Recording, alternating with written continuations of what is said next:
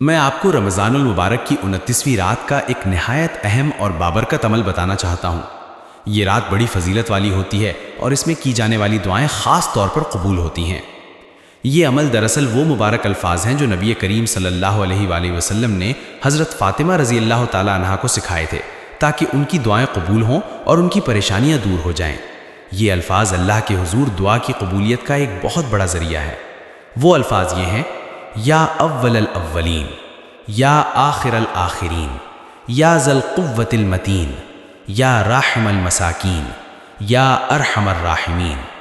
طریقہ یہ ہے کہ رمضان کی 29ویں رات کو آپ ان الفاظ کو 70 بار پڑھیں اور پھر دل سے جو بھی دعا مانگیں اللہ تعالیٰ سے امید رکھیں کہ وہ ضرور قبول فرمائے گا۔ یہ رات رمضان کے اختتام کے قریب ہوتی ہے، اس لیے انسان کو چاہیے کہ پورے مہینے کی اپنی تمام حاجات اور دعائیں اس وقت اللہ کے حضور پیش کرے۔ انشاءاللہ اللہ تعالیٰ آپ کی ہر جائز حاجت پوری فرمائے گا۔